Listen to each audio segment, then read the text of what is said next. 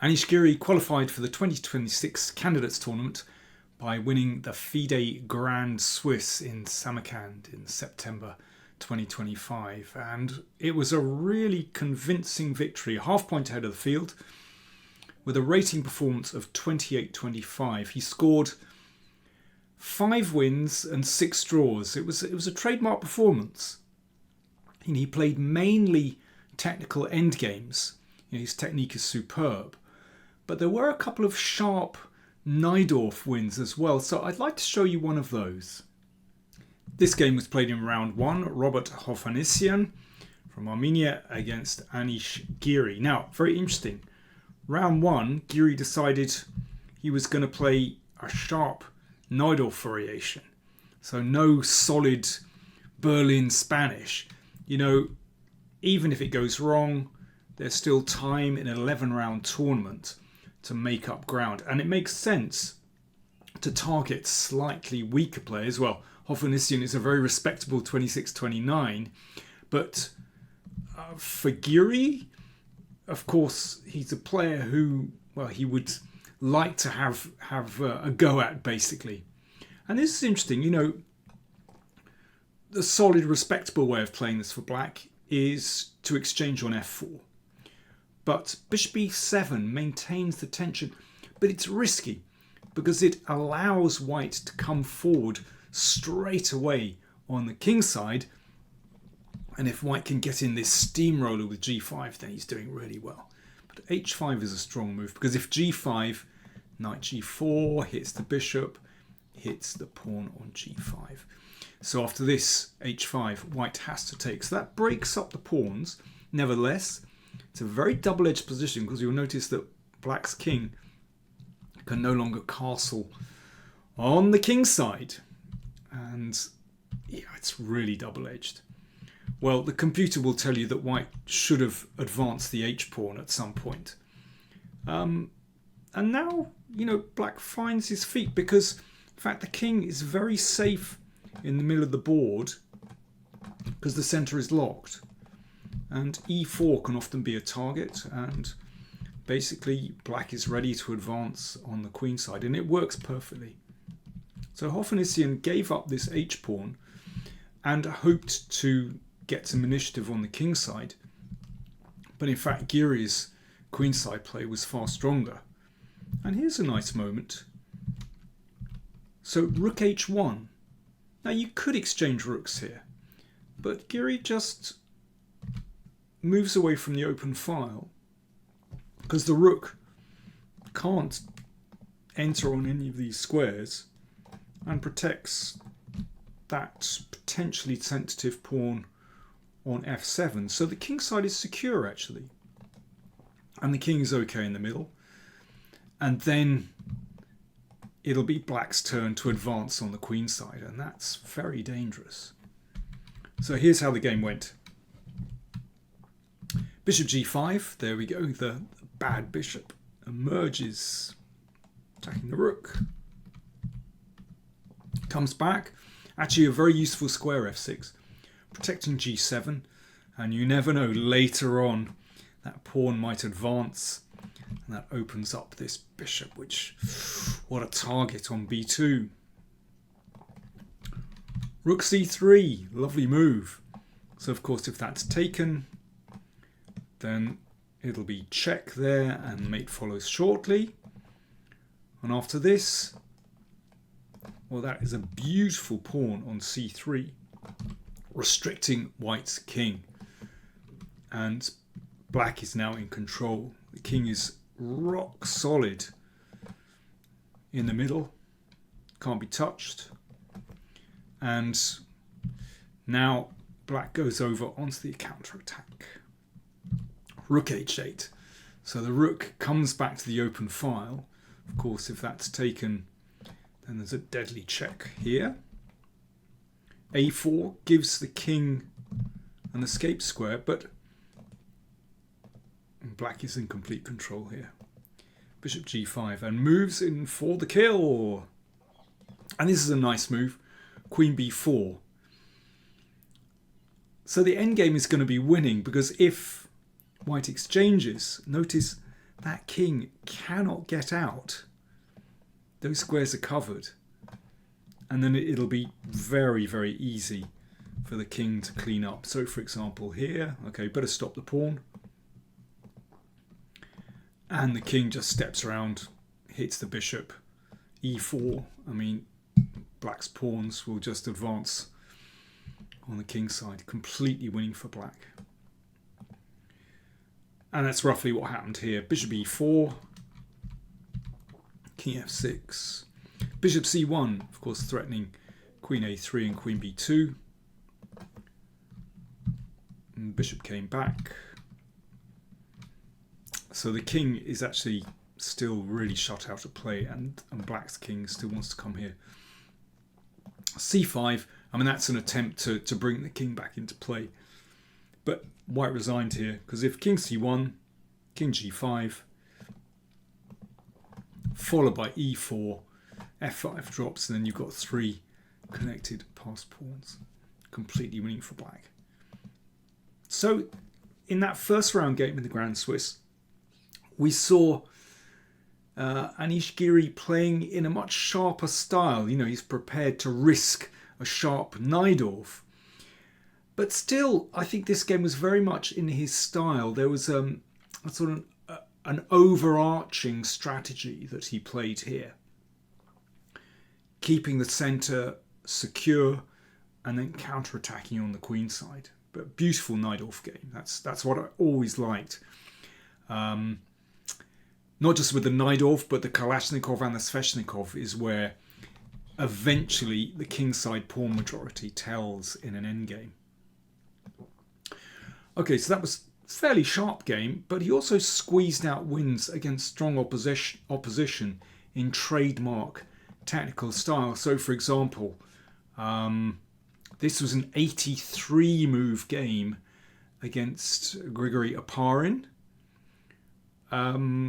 You can see that Giri, playing with white, has a perfect pawn structure, and he's created a weakness here. So this is move 23.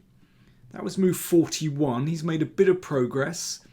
So he's now got 2 targets, and eventually he squeezed out a win after 83 moves. I mean, that was brilliant technique, actually.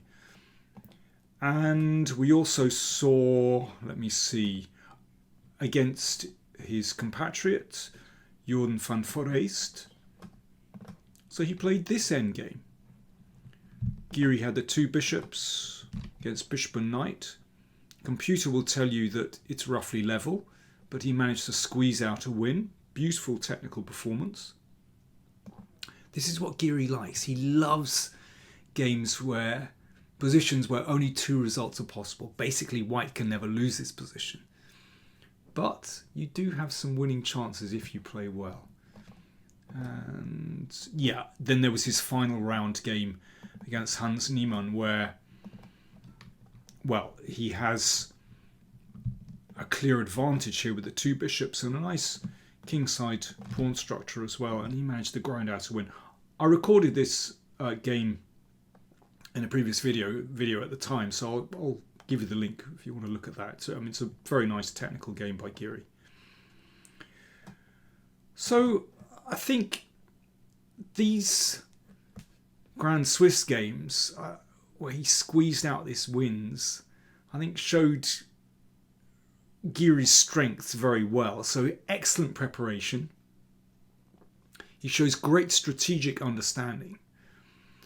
And he has supreme technical ability in endgames. But in spite of the victory, I would also say that one of the games, one of those 11 games, revealed something of an Achilles heel. I think Giri is less comfortable in chaotic, dynamic positions. So against Frederick Svaner, he underestimated black's dynamic chances. So let's have a look at that very, very quickly. So this arose out of a Gioco Piano. You can see that, well, this queen is quite menacing. Giri playing white. And here, yeah, I mean, rook a2 is maybe just a little bit too casual, because after d5, the position exploded. And Well, it went f4, bishop g4. I mean, crazy game. And then knight f3 check. And, well, actually, this game ended in a draw after a few moves. But Sfana could have played this one on. So it was a draw by perpetual check. Agreed draw here after knight e4 check. But in fact, Sfana could have played on like this. And in fact, black is doing very well in this position. And so on. I mean, it's a tremendous initiative for black.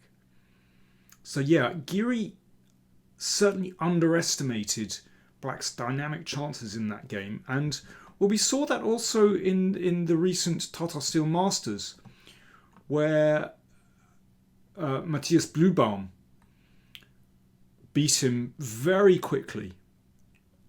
And again, Giri was actually okay, but he underestimated Bluebaum's attacking chances.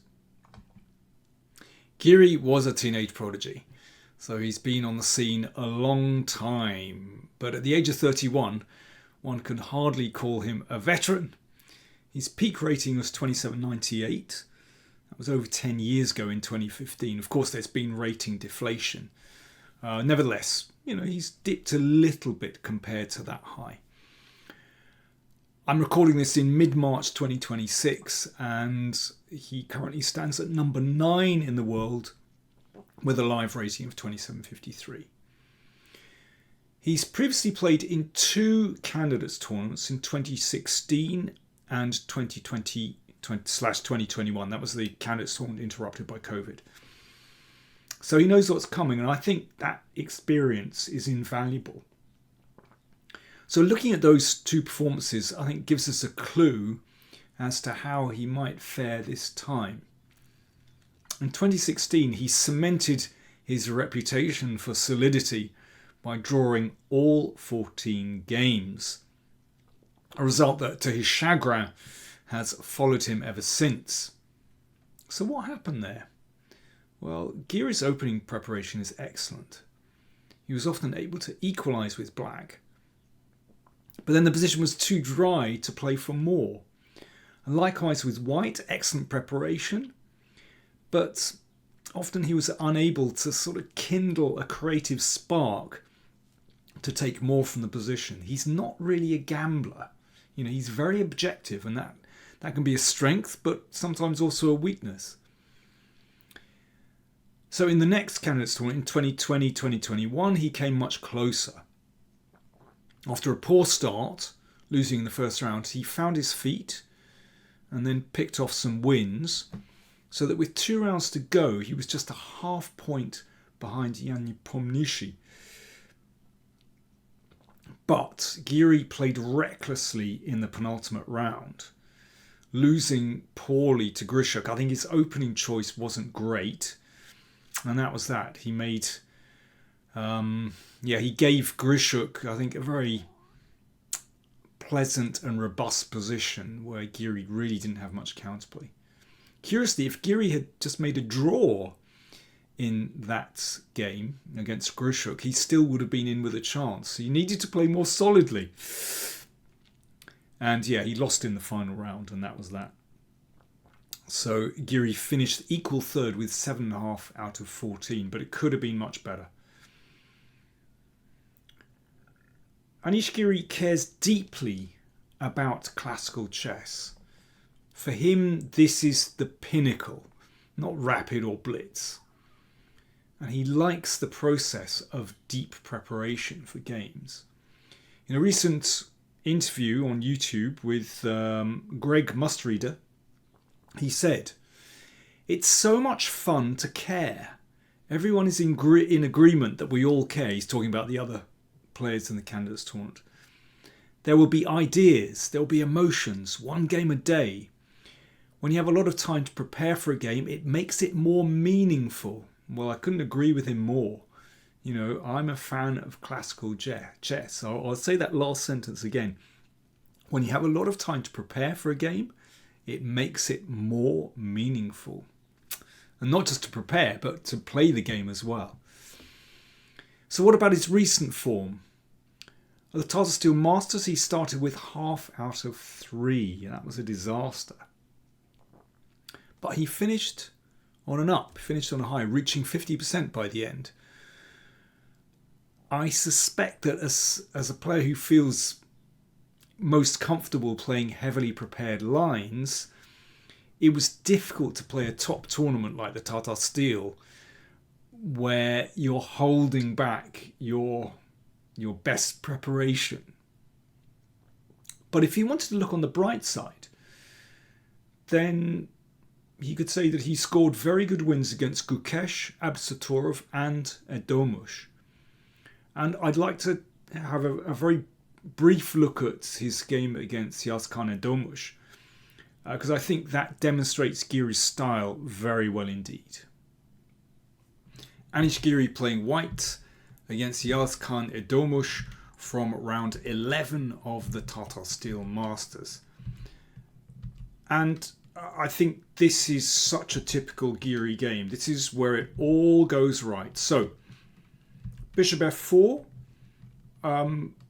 against the Queen's Gambit declined. A very trendy way of playing. And it's a line that Giri has played both with white and black. He's very experienced. Here, the old main line was the castle queenside. And I say the old main line from the late 80s and 90s. Kasparov used to play like that, for example. Very sharp. But recipes were found for black to meet that. But Giri sticks with rook d1, which is this is the computer recommendation. And bishop e2, so very sound development. And this has all been seen before. Very safe king. c4. And I think we can say that from the opening, white is slightly better. Very nice pieces, very sound pawn structure, which gives white a very secure king. And there's a little bit of pressure on f7. Now, Edomush also must have known this position pretty well, because he played bishop e4, which is a new move. However, it's the computer's... Whoops, that's my alarm. I'm just going to turn it off. It's the computer recommendation as well. So, knight d2 played. And this next move I really like.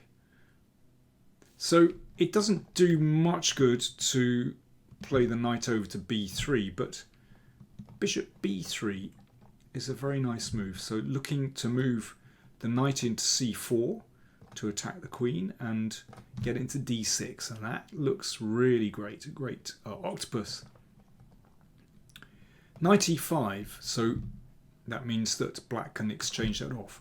But now, a little bit of subtle footwork with this bishop. Now it comes to d5 and it can't be hassled by that knight. Beautiful position. And, maybe he's looking to play e4 to shut out that bishop and secure his own bishop on d5. So that's why Edomush played bishop d3. Now you could just play rook e1, but Giri seized the moment here. So it's a forcing sequence. And now knight f3. So attacking both bishops. That forces bishop takes rook, but then knight takes bishop. So suddenly Giri has taken the initiative, but he does so from a very sound basis. The bishop is attacked, and also f7. Bishop a6. This is actually a blunder, but a very understandable move to cover b7. Knight f7. And now white has a wonderful attack. You can see that the king can't step out from the diagonal very easily. Queen c3, and now a very pragmatic, sound move, h4.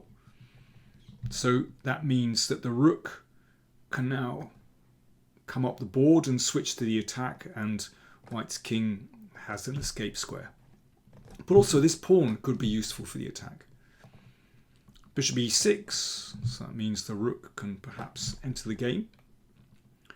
So Edomush decided, right, can't live with that, got to give back the exchange, but of course now white is a pawn up. And then it was time for the rook to come in.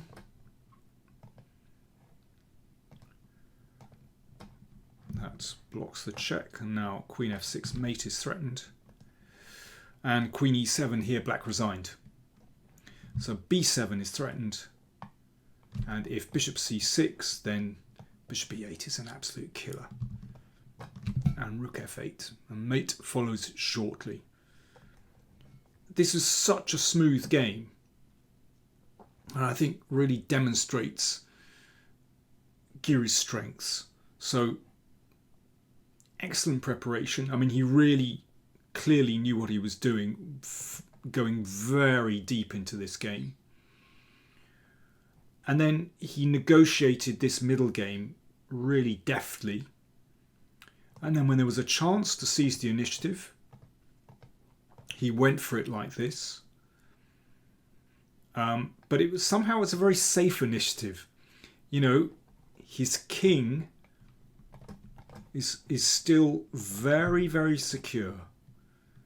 So he's doing everything from a sound basis. I think trademark victory from Anish Giri there. Can he win the candidates? Certainly.